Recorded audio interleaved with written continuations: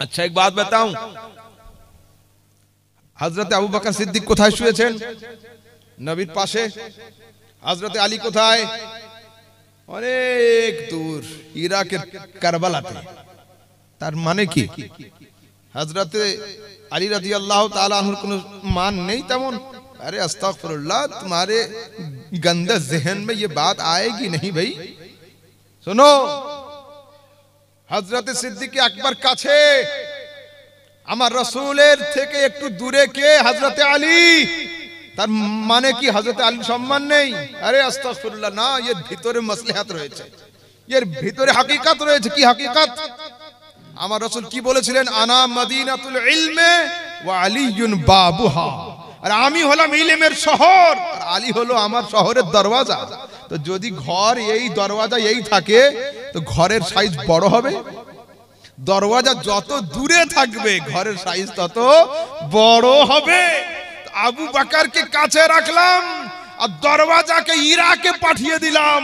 তো আরব থেকে নিয়ে ইরাকের দূরত্ব অনেক, তার মানে মুস্তাফার শহরের এইখানে শুরু, আর সারা দুনিয়া এর মধ্যে রয়েছে। শহরের দরওয়াজাকে আমি কারবালাতে রেখে, সিটি অফ নলেজকে বড় করার জন্য, মুস্তাফার নলেজকে, নলেজের শহরকে বড় করার জন্য কাছে না রেখে দূরে রেখেছেন। দরওয়াজা যত দূরে হবে ঘরের সাইজ তত বড়। एक बात मैं अर्ज कर दूं, उलमाए किराम समाअत फरमाए, हजरत सिद्दीक अकबर उनकी विलादत काबे के अंदर नहीं हुई। हजरत अली कर्रमल्लाहु वजहुल करीम की विलादत काबे के अंदर हुई।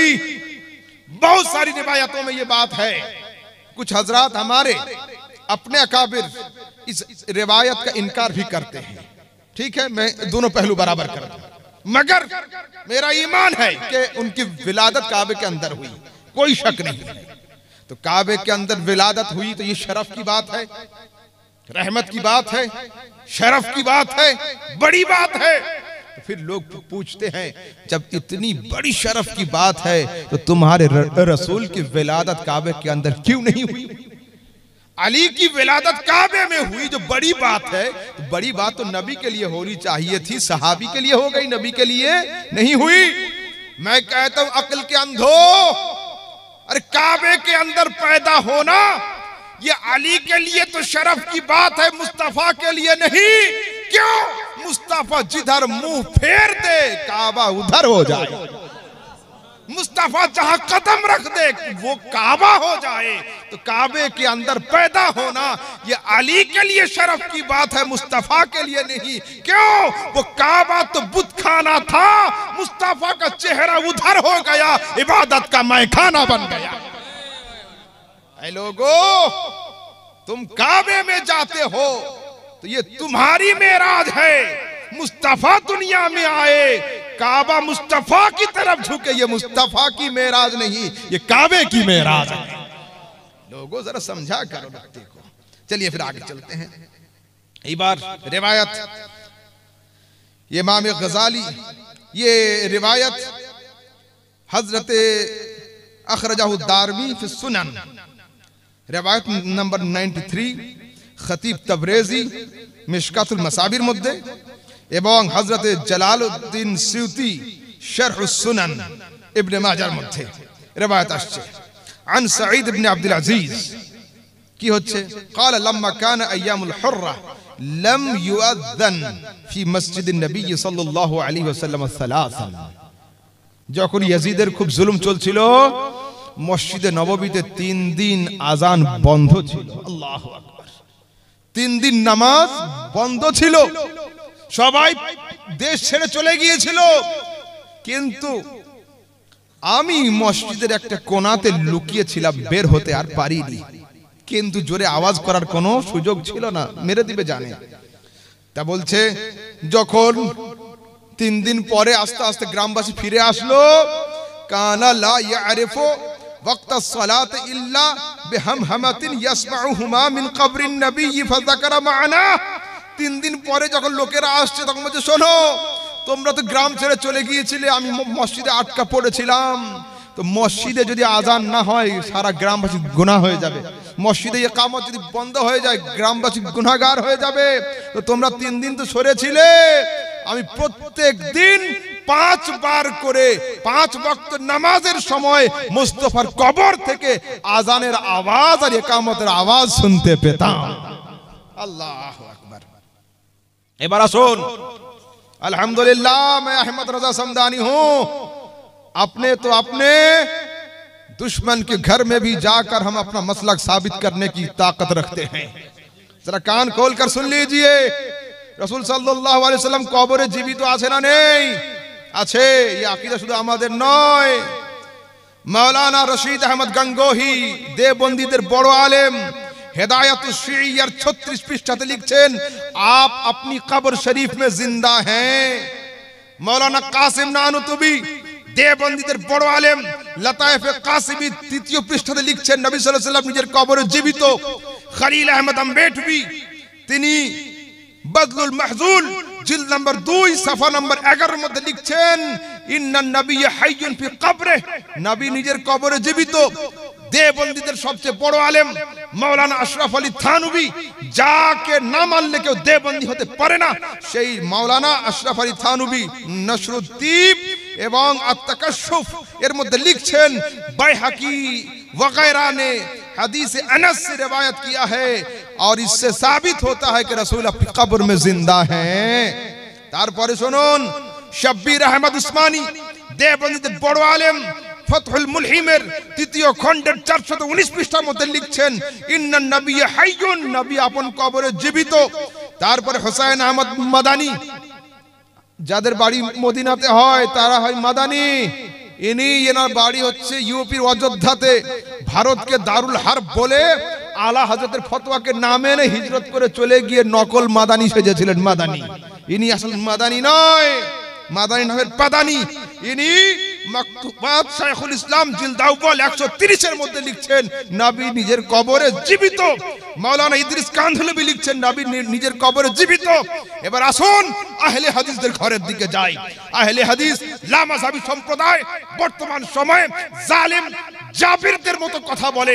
সুন্নিদের প্রত্যেকটা রিওয়ায়াত, প্রত্যেকটা হাদিসকে এরা চোখ বন্ধ করে জয়ীফ, নাজায়েজ, বিদআত, শিরকের ফতোয়া দিয়ে থাকে।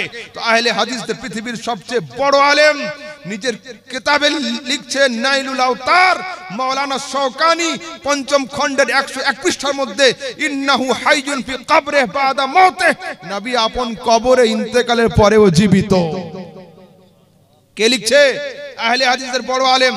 এবার আহলে হাদিসদের গায়ের মুকাল্লিদের ওস্তাজুল কুল, যার নাম হলো ওস্তাজুল কুল, যে আহলে হাদিস তার ওস্তাদ হচ্ছে মাওলানা নাজির হোসেন দেহলভি। 1320 হিজরিতে মরেছে। ফতাওয়ায়ে নাজিরিয়ার 2য় খণ্ডের 30 পৃষ্ঠার মধ্যে লিখছেন, নবী সাল্লাল্লাহু আলাইহি ওয়াসাল্লাম আপন কবরে জীবিত। আব্দুল ওয়াহাব মুহাম্মদ বিন আব্দুল ওয়াহাব নজদি নিজের কবরে নিজের কিতাবে লিখছেন, নবী নিজের কবরে জীবিত। গায়ের মুকাল্লিদদের আতাউল্লাহ হানিফ লিখছেন, নবী নিজের কবরে জীবিত। আলহামদুলিল্লাহ, तू जिंदा है वल्लाह, तू जिंदा है वल्लाह, मेरी चश्मे आलम से छुप जाने वाले। इमाम अहले सुन्नत এই কথা বলে তালা লাগিয়ে দিয়েছেন, না খঞ্জর উঠেगा না তলোয়ার तुमसे, ये बाजू मेरे आजमाए हुए। হায়াতুন নবী এমন এক সাবজেক্ট, দুনিয়াতে কোন পড়া লেখা ওয়াহাবি, পড়া লেখা দেওবন্দি শিক্ষিত হোক, ও আমার সামনে এসে রদ করতে পারবে না। ওদের বাড়ির সমস্ত কিতাবের মধ্যে লেখা রয়েছে, নবী সাল্লাল্লাহু আলাইহি সাল্লাম আপন কবরে জীবিত। হলো যুবক, শোনো, বক্তব্য আমি খুব লম্বা চওড়া করব না, অল্প একটুখানি। কবরের কাছে আমরা কতক্ষণ থাকবো? এই শুনুন, হাদিস থেকে দেখে নি। এই হাদিস মিশকাত শরীফ শরহুস সুদুর বিআহওয়াল কুবুরের মধ্যে, মুসনাদুল ফিরদাউস হাদিস নাম্বার 1115, তিবরানি শরীফ হাদিস নাম্বার 13613। আহলে হাদিসদের বড় আলেম মাওলানা নাসিরউদ্দিন আলবানী আহকামুল জানায়েজের মধ্যে এবং মাজমাউজ জাওয়ায়েদের মধ্যে একটা হাদিস আসছে, সামি'তুন নাবিয়্যা ইয়াকুল ইযা মাতা আহাদুকুম ফালা তাহবাসুহু ওয়াসরাউ বিহি ইলা কবরিহি ওয়ালা ইয়াকরা عند رأسه فاتحة البقرة وعند رجليه بخاتمة البقرة। রাসূল আকরাম সাল্লাল্লাহু আলাইহি ওয়াসাল্লাম সাহাবী বলছেন আমি রাসূলকে বলতে শুনেছি যখন তোমরা কবরে কাউকে রাখবে কবরে নামিয়ে দিবে তাড়াতাড়ি মাটি দিয়ে চলে এসো না মরে যাওয়ার পরে অতি বিলম্ব করবে না যে মাকরু টাইম চলে আসে যথা সময়ে জানাজা কাফন দাফনের কাজ কমপ্লিট করে কবরে শোয়াবে যখন কবরে শোয়ানো হবে কি পড়বে লা ইয়াকরা ইনদা রাসিহি মৃত ব্যক্তির মাথার দিকে দাঁড়িয়ে কি পড়বে ফাতিহাতুল বাকারা সূরা বাকারার প্রথম অংশ আলিফ লাম মিম থেকে নিয়ে মুফলিহুন পর্যন্ত আর পায়ের দিকে দাঁড়িয়ে কি পড়বে খাতিমাতুল বাকারা হ্যাঁ শেষ পর্যন্ত ঠিক আছে চলুন আগের দিকে যাই তারপরে আরো একটা হাদিস আসছে মাজমাউজ জাওয়ায়েদ তিবরানি শারহুস সুদুরের মধ্যে عن عبد الرحمن بن العلاء قال لي أبي يا بني إذا أنا مت فلحد لي لحدا فإذا وضعتني في لحدي فقل بسم الله وعلى ملة رسول الله ثم سن التراب علي سنة ثم يقرأ عند رأسي بفاتحة البقرة وخاتمتها فإني سمعت رسول الله صلى الله عليه وسلم يقول ذلك রাসূলের এক সাহাবী নিজের ছেলেদের নসিহত করছেন বাবা শোনো যখন তোমরা আমাকে কবরে রাখবে তো কবরের উপরে হুড়পাড় করে জোরে জোরে মাটি ফেলবে না এতে আমি কষ্ট পাবো খুব আদবের সঙ্গে ভদ্রভাবে স্থিরভাবে অস্থির না হয়ে অল্প অল্প মাটি ফেলবে মাটি দেওয়ার এবং কবর নামানোর সময় পাঠ করবে বিসমিল্লাহে ওয়া আলা মিল্লাতে রাসূলিল্লাহ আর মাটি দিয়ে তাড়াতাড়ি বাড়ি আসবে না আমার মাথার কাছে দাঁড়িয়ে সূরা বাকারার প্রথম অংশ পায়ের কাছে দাঁড়িয়ে সূরা বাকারার শেষ অংশ পড়বে আমি আমার রাসূলকে এই রকম নসিহত করতে শুনেছি ঠিক আছে এবার আসুন বর্তমানে আহলে হাদিস সম্প্রদায়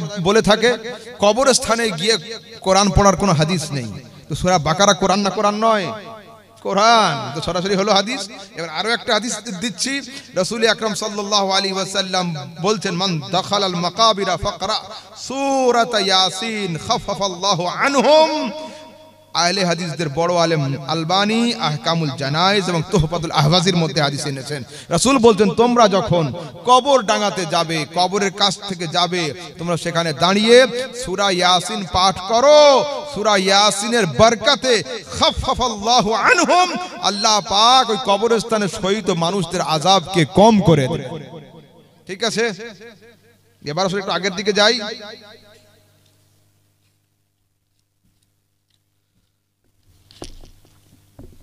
রাসূল আকরাম সাল্লাল্লাহু আলাইহি ওয়াসাল্লামের কাছ থেকে আরো একটা নিয়ম নিতে হবে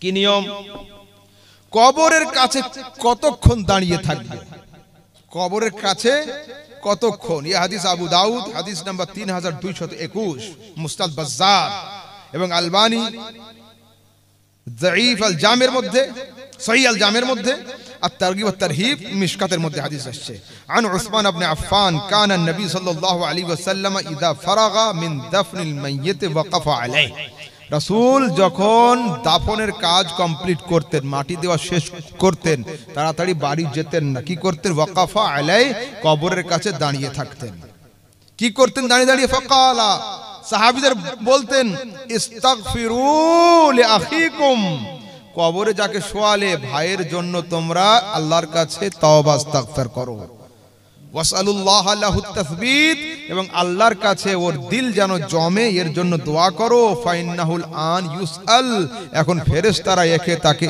এসে তাকে প্রশ্ন উত্তর করবে তাহলে তাড়াতাড়ি কবরের কাছ থেকে চলে আসার কোনো হাদিস নেই বরঞ্চ দাঁড়িয়ে থাকার হাদিস রয়েছে আর একটা হাদিস নেন মিশকাত এবং আল আযকারের মধ্যে عن عمر بن العاص قال لابنه وهو في سياق الموت রাসূলের সাহাবী ওনার ছেলেকে নসিহত করছেন উনি তখন মরণের বিছানাতে শুয়েছিলেন কি বলছেন ইযা আনা মৃত্যু আমি যখন মরে যাব কি করবে আমার কাছে কোনো নাহিয়া আনবে না নাহিয়া আগে আরবে ভাড়াটিয়া মহিলা পাওয়া যেত কান্না করানোর জন্য এদেরকে বলা হয় নাহিয়া তা বলছে ভাড়া করে কোনো মেয়েকে কান্না করানোর জন্য আমার কবরের কাছে আনবে না ওয়ালা নার আর আগের যুগে জানাজা নিয়ে যাওয়ার সময়, লাশ নিয়ে যাওয়ার সময় একটা বড় পাত্রে করে আগুন জ্বালিয়ে নিয়ে যাওয়া হতো। রাসূলের সাহাবী বলছেন যে না, খবরদার আগুন আমার সঙ্গে যেন না যায়, আগুন হলো জাহান্নামের চিহ্ন, খবরদার আগুন যাবে না মুসলমানের লাশের সঙ্গে। ফাশান্নু আলাইয়া তুরাবা শান্না, আমার উপরে আস্তে আস্তে মাটি দেবে। সুম্মা আকিমু হাওলা কবরি, তারপরে তোমরা আমার কবরকে ঘিরে দাঁড়িয়ে যাবে। কতক্ষণ থাকবো আব্বু?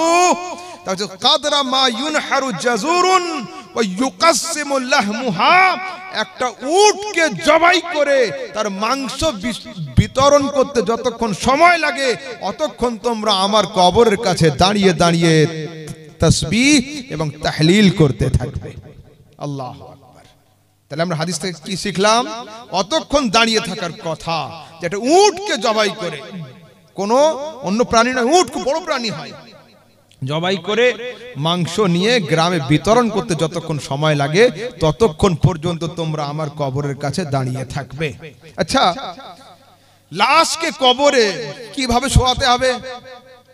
চিৎ করে দিয়ে মুখটা কিবলার দিকে, না পুরো বডি রাখতে হবে ঘুরিয়ে? হাদিস আছেই, রাসূল আকরাম সাল্লাল্লাহু আলাইহি ওয়াসাল্লামকে কবরে সরাসরি কাত করে শোয়ানো হয়েছে, সরাসরি হাদিসে আছে। এইবার হযরত রাসূল সাল্লাল্লাহু আলাইহি ওয়াসাল্লাম হুকুম দিচ্ছেন, মাতা রাজুলুন মিন বানি আল মুত্তালিব ফাশাহাদা রাসূলুল্লাহ সাল্লাল্লাহু আলাইহি ওয়াসাল্লাম ফাকাল, বানু মুত্তালিব বংশের একজন লোক মারা গেল, রাসূল সাল্লাল্লাহু আলাইহি ওয়াসাল্লাম ওর কবরের কাছে হাজির ছিলেন। হযরত আলী কবরে নেমেছেন, তো রাসূল বলছেন, ইয়া আলী ইস্তাকবাল বিল কিবলাতা ইস্তিকবালান ওয়া কুলু জামিআন বিসমিল্লাহি ওয়া আলা মিল্লাতি রাসূলিল্লাহ ওয়া দাউহু লিজামবিহি ওয়া লা তাকবুহু লিওয়াজহি। আলী, ওকে সম্পূর্ণ রূপে পশ্চিম দিকে মুখ করিয়ে দাও, কিবলার দিকে মুখ করিয়ে দাও, কেবল চিৎ করে শুইয়ে দিয়ে মুখটাকে ঘুরিয়ে দিও না। হলো? এইবার আসুন, কবরে সম্পূর্ণ কাত করে শোয়াতে হবে, চিৎ করে দিয়ে মুখ ঘোরালে সুন্নাতের খেলাফ হবে। দেখুন, ওয়া ইউদাউ ফিল কবরে আলা জামবিহিল আইমান মুস্তাকবিলাল কিবলা, এই কথা কোথায় লেখা আছে? ফতওয়ায়ে কাজী খান, ফতওয়ায়ে হিন্দিয়া, ফতওয়ায়ে আলমগীরি, রদ্দুল মুহতার, বাহরুর রায়েক, কনজুদ দাকায়েক, বাদায়ুস সানায়ে, নূরুল ইজাহ, আল হিদায়া, শরহে ওয়াকায়া, ফতওয়ায়ে শামি, দুনিয়ার যত কিতাব আছে প্রত্যেকটা কিতাব খুলবেন, মুর্দাকে কাত করে শোয়াতে হবে লেখা আছে। দেবন্দীদের কিতাবের একটু হাওয়ালা নিন, ফতওয়ায়ে রশিদিয়া 229 পৃষ্ঠা, রশিদ আহমদ গাঙ্গুহি, তারপর বেহেশতি গওহার এবং আগলাতুল আওয়াম আশরাফ আলী থানবীর, এতে 74 পৃষ্ঠার মধ্যে লেখা হচ্ছে এবং 90 পৃষ্ঠার মধ্যে কবরে কাত করে শোয়াতে হবে। এবং ফতওয়ায়ে দারুল উলুম দেওবন্দের দ্বিতীয় খণ্ডের 343 পৃষ্ঠার মধ্যে লেখা আছে কবরে কাত করে শোয়াতে হবে। এবার আহলে সুন্নাতের ফতওয়ায়ে রাজবিয়াতে লেখা আছে কবরে কাত করে শোয়াতে হবে, আল মালফুজে লেখা আছে কবরে কাত করে শোয়াতে হবে, বাহারে শরিয়াতে লেখা আছে কবরে কাত করে শোয়াতে হবে, কানুনে শরিয়াতে লেখা আছে কবরে কাত করে শোয়াতে হবে, নিজামে শরিয়াতে লেখা আছে কবরে কাত করে শোয়াতে হবে। পশ্চিমবঙ্গে একটা জামাত আছে, এর নাম ফুরফুরা জামাত। ফুরফুরা জামাতের মকসুদুল মুমিনিন এই কিতাবের 149 এ লেখা আছে কবরে কাত করে শোয়াতে হবে। ফতওয়ায়ে সিদ্দিকিয়া, ফুরফুরাদের দাদা হুজুরের যে কিতাব, সেই কিতাবের প্রথম খণ্ডে 200 পৃষ্ঠার মধ্যে লেখা আছে কবরে কাত করে শোয়াতে হবে। ফুরফুরার মসলা ভান্ডার এর 5ম খণ্ডে লেখা আছে কবরে কাত করে শোয়াতে হবে। দিনের মসলা আমাদেরকে শুনতে হবে, জানতে হবে। ঠিক আছে, একবার দরুদ শরীফ পাঠ করুন। আল্লাহুম্মা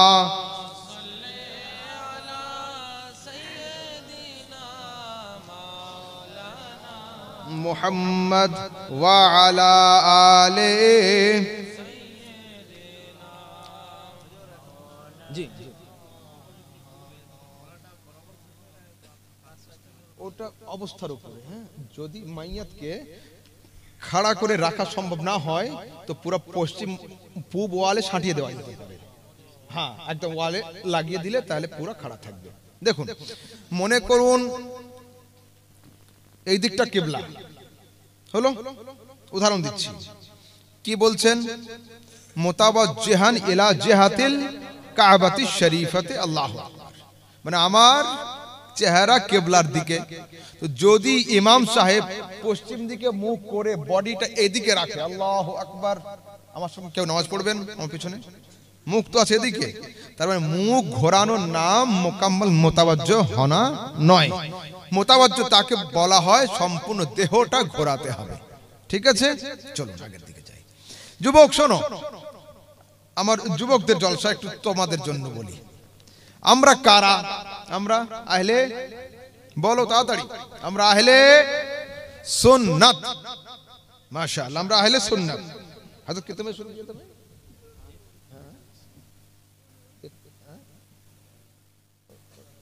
साढ़े 12।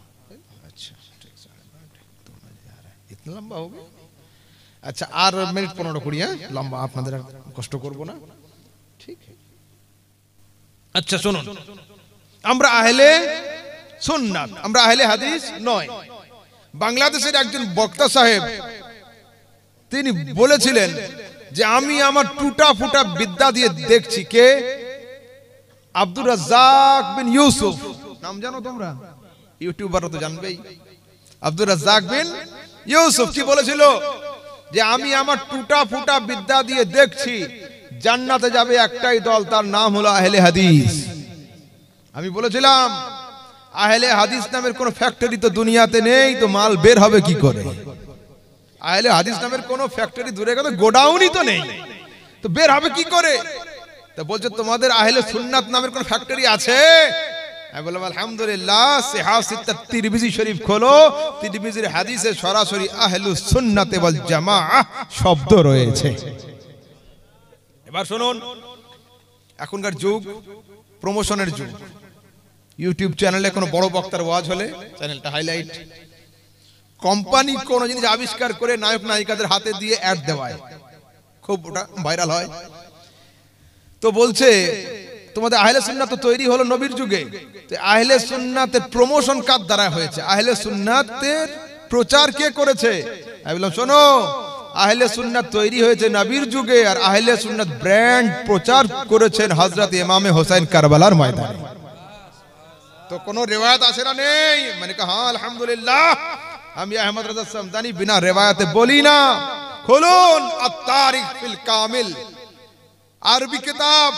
এই আহলে হাদিসদের টুটা ফুটা যেগুলো ঘুরছে আশপাশে, এরা এক পৃষ্ঠা পড়তেও পারবে না। ওতে লেখা রয়েছে হযরত ইমাম হোসেন রাদিয়াল্লাহু তাআলা আনহু কারবালার ময়দানে নিজের আখেরি বয়ানে বলছেন, আওয়ালাম ইয়াবলুকুম কাউলুন মুস্তাফিদ, তোমাদের কানে কি আমার নবীর মহামূল্যবান কথা পড়েনি? তোমরা কি শোনোনি?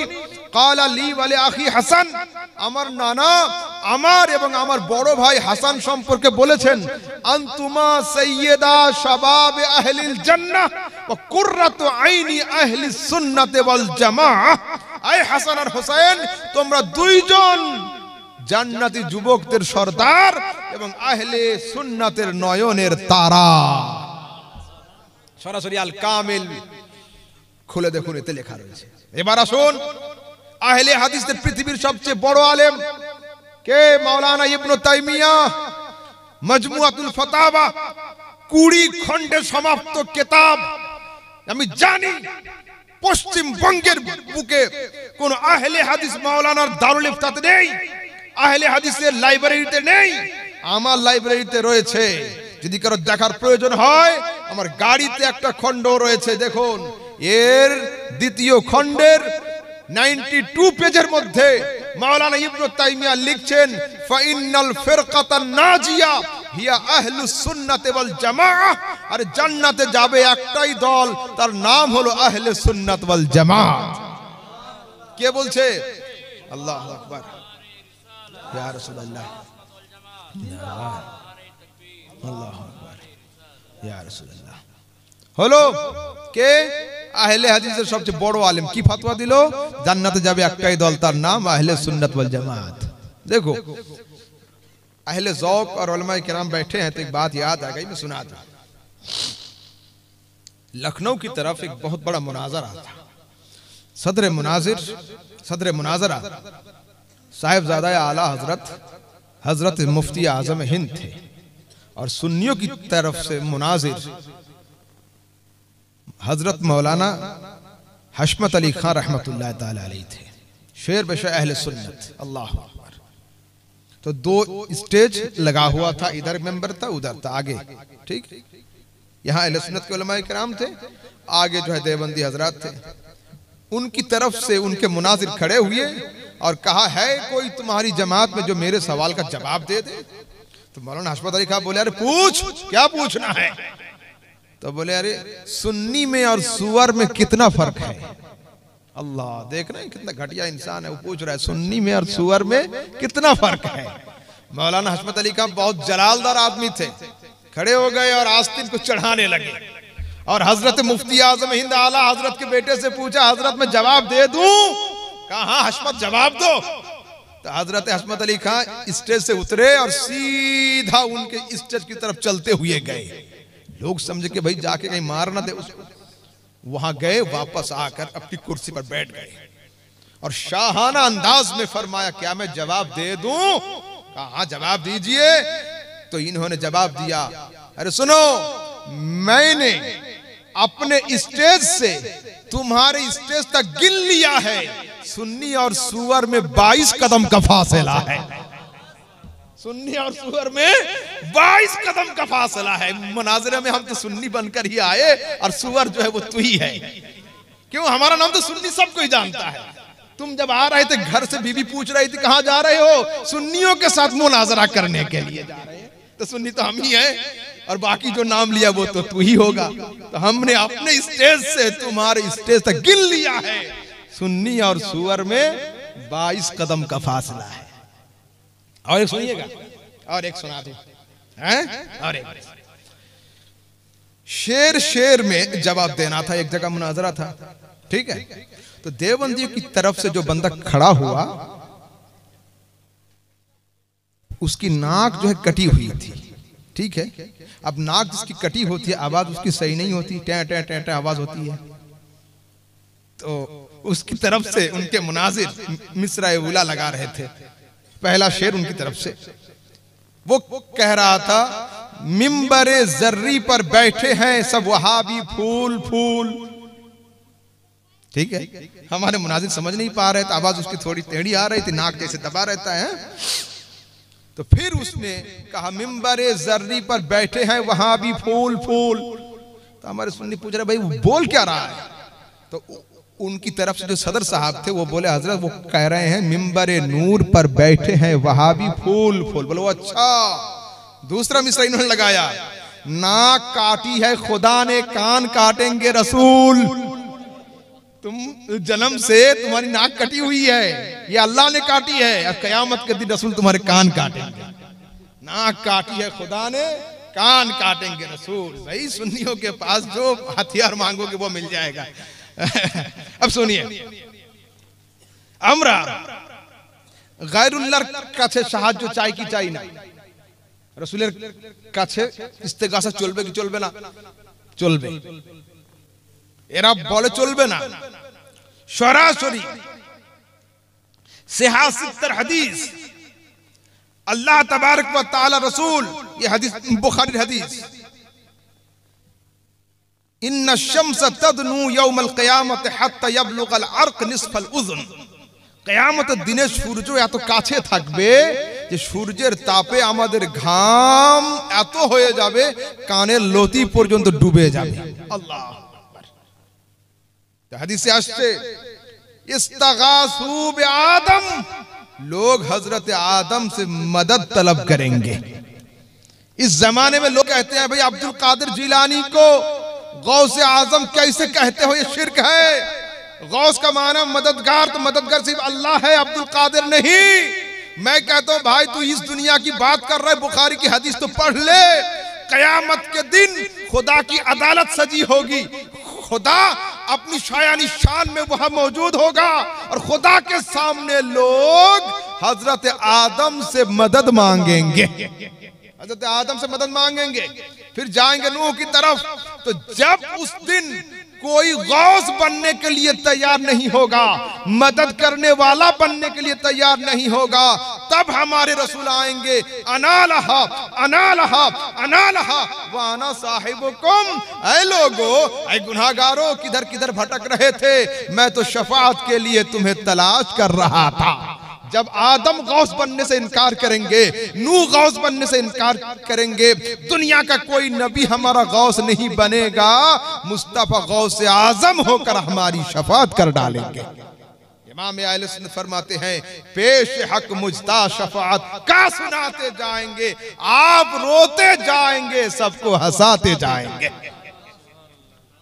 फिर आला हज़रत सरकार फरमाते हैं, सबने तो सफे महशर में ललकार दिया हमको, ऐ बेकसों के आका अब तेरी दुहाई है। ऐ बेकसों के आका अब तेरी दुहाई है।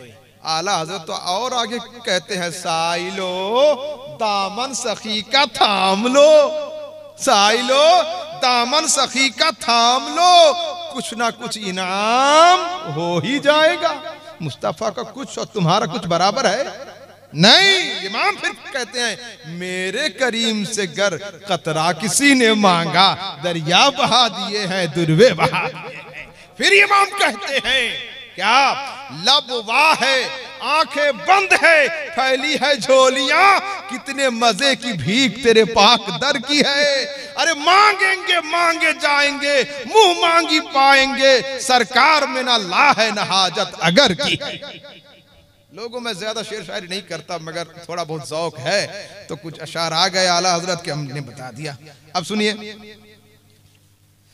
আমরা আহলে সুন্নাত मजहब मानते হবে না হবে না? আমরা কোন মজহাবের লোক? আমরা হানাফি। আমরা হানাফি। ইমাম চারজন, তাই তো?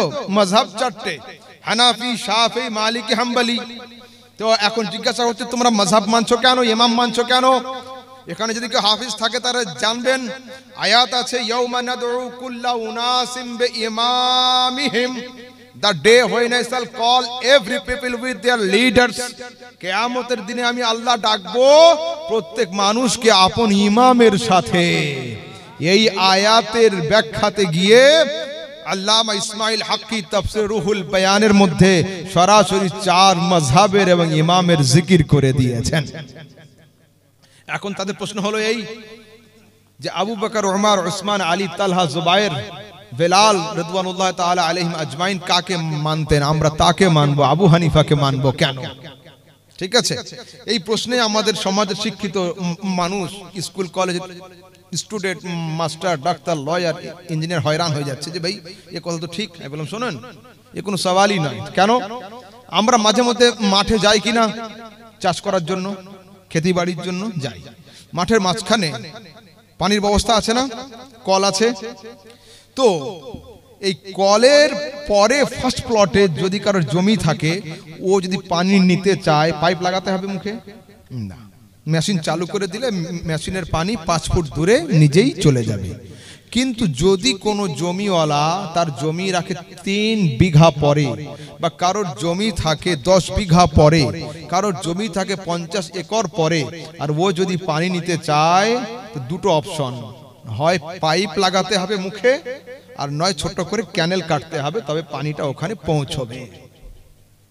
তো আবু বকর, ওমর, উসমান, আলী, তালহা, জুবায়ের, বেলাল কোন অন্য কাউকে মানবে কেন? এরা সব মুহাম্মাদি সমুদ্রের আশেপাশে বসবাস করত। ফজর নবীর সঙ্গে, যোহর নবীর সঙ্গে, আসর নবীর সঙ্গে, মাগরিব নবীর সঙ্গে যা জিজ্ঞাসা ছিল, ইয়া রাসূলুল্লাহ এটা কি হবে, ইয়া রাসূলুল্লাহ ওটা কি হবে, ইয়া রাসূলুল্লাহ সেটা কি হবে।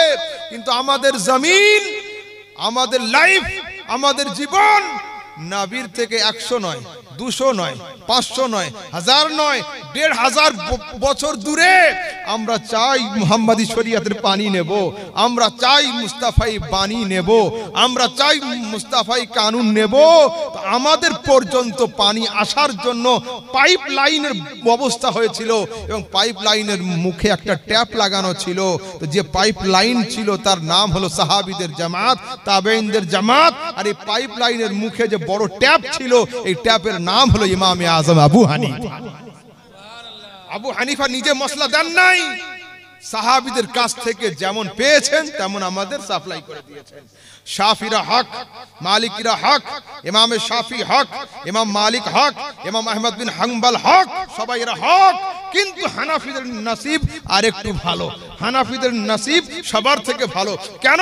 ইমাম শাফি কোন সাহাবীর জিয়ারত পান নাই, ইমাম মালিক কোন সাহাবীর জিয়ারত পান নাই, ইমাম আহমদ বিন হাম্বল বড় ইমাম কিন্তু কোন সাহাবীর জিয়ারত পান নাই। কালা আবু হানিফা, আমাদের ইমাম আবু হানিফা বলছেন, রাআইতু আনাস ইবনে মালিক কায়েমান ইউসাল্লি ফিল কুফা, আমি আবু হানিফা নবীর তিনজন সাহাবীকে জিয়ারত করেছি। আমি আবু হানিফা নবীর তিনজন সাহাবীকে জিয়ারত করেছি। রাসূল বলছেন, লা তামুসুন নার মুসলিমান রাআনি আও রাআমান রাআনি, যে ব্যক্তি নবীর সাহাবীকে জিয়ারত করে, নবীকে দেখে সাহাবী হয়ে যায়, জাহান্নামের আগুন ওর উপরে হারাম হয়ে যায়।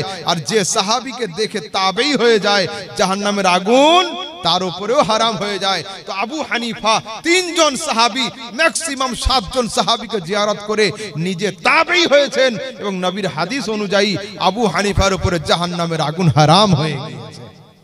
দেখুন আহলে হাদিস কেন নয়? কয়লার রং কালো হয়, কিন্তু দুনিয়ার সমস্ত কালো জিনিসের নাম কয়লা নয়। দুধের রং সাদা হয়, দুনিয়ার সমস্ত সাদা জিনিসের নাম দুধ নয়। ঠিক তেমন সমস্ত সুন্নাত হাদিস হয়, কিন্তু সমস্ত হাদিস সুন্নাত নয়। বুঝাতে পারলাম? আমার সমাজের যুবকরা শুধু আলেমদের ইয়ে করছে, হয়রান। হযরত এই কথাটা কি হাদিসে আছে? হ্যাঁ বাবা হাদিসে আছে। হুজুর এটা কি সহিহ হাদিসে আছে? হ্যাঁ বাবা সহিহ হাদিসে আছে। হুজুর এটা কি বুখারীতে আছে? আচ্ছা কেন বাবা? না হুজুর আমরা বুখারীর বাইরে যাই না। আচ্ছা বুখারী আর কোরআন দুটোই শেষ। আমরা ইসলামের বাউন্ডারি এত ছোট করতে চাই না। যদি বলে বুখারী আর কোরআন শেষ, ইসলাম ছোট হয়ে যাবে। আমাদের কাছে নবীর হাদিস কত? যারা মাদ্রাসার মুদাররিস ওরা জানে। উসুলে শাসি কিতাব, উসুলে শাসির শুরুতে আছে রাসূলের হাদিস কত, সুন্নাতের সংখ্যা কত। আদাদার রামাল ওয়াল হাসা, যেমন বালির দানা গুনে শেষ করা যায় না, নবীর সুন্নাত এবং হাদিস গুনে শেষ করা যায় না। খুদ ইমামে বুখারী বলছেন, আহফাজু মিআত আলফ হাদিসিন সহিহিন ওয়া মিআত আলফ গায়রা সহিহ, আমি বুখারী 1 লক্ষ সহিহ হাদিসের হাফেজ ছিলাম। বুখারী 1 লক্ষ সহিহ হাদিসের হাফেজ। বুখারীতে হাদিস আছে কতটা? 8000 হাদিস। ঠিক আছে, মুকাররারাত তাকরার যেগুলো আছে ওগুলো বাদ দিলে 4500 হাদিস। বুখারীতে 4000 হাদিস রয়েছে। বুখারীর রিয়াদ ছিল 1 লক্ষ হাদিস। বাকিগুলো আছে কোথায়? খোঁজো, বাকিগুলো আছে কোথায়? তো শুনেন, যদি কেউ বলে বুখারীতে যা আছে হুজুর মানি, এর বাইরে কিছু মানি না, লোকটার হাতে একটা পেন একটা খাতা ধরিয়ে দেন, বল বাবা তুমি সই করে দাও, বুখারীতে যা আছে আমল করি, এর বাইরে কিছু আমল করি না। যদি এই কথা লিখে দেয় কি হবে? দুটো প্রশ্ন করুন ওর কাছে। কবরে কটা প্রশ্ন হয়? 3টে। তাড়াতাড়ি বলুন। আমাদের মুর্শিদাবাদে 3টে হয়, আপনাদের কটা হয়? হ্যাঁ, সারা দুনিয়াতে 3টে হয়। ঠিক আছে, বল পুরা বুখারীর মধ্যে মান রব্বুকা নেই, মা দীনুকা নেই। বুখারীতে একটাই মাত্র প্রশ্ন আছে, মা কুনতা তাকুলু বিহাক্কি হাযার রাজুল, এই চাঁদের মতো মুস্তাফা সম্পর্কে তোমার আকীদা কি ছিল বলো। তো যদি কেউ বলে বুখারীকে মানি, অন্য কোনো হাদিস মানি না, তো কবরে 3টে প্রশ্ন আরো মানতে পারবে না, একটাই মানতে হবে। মুসলমানদের পেশাব করার তরিকা কি আছে? বসে না দাঁড়িয়ে? শিওর তো? শিওর, কনফার্ম বলো। বুখারীতে বসে পেশাব করার কোনো হাদিস নেই, দাঁড়িয়ে পেশাব করার 2টো হাদিস রয়েছে। তাহলে আগামী কাল কি ইমাম সাহেবকে দিয়ে শুরু করাবো যে হুজুর বুখারীতে আছে, ফজরের সময় শুরু আপনি করুন, তারপরে আমরা আছি পিছনে, ইমাম তো আপনি। কি বোঝা গেল? হাদিসে থাকলেই যে হবে এমন কথা নয়, বুখারীতে থাকলেই যে হবে এমন কথা নয়। বিবাহ মুসলিম শরিয়াতে at a same time সর্বোচ্চ সংখ্যা কত? 4। 4-এর উপরে বিয়ে করা চলবে না। সহিহ হাদিসে আছে রাসূল সাল্লাল্লাহু আলাইহি সাল্লামের কাছে at a same time 9 জন স্ত্রী ছিলেন। এটা হাদিস, কিন্তু আমাদের আমল চলবে না, আমল করা হারাম। ঠিক আছে, আমরা আহলে সুন্নাত হব, আহলে হাদিস নয়। बस खत्म कर।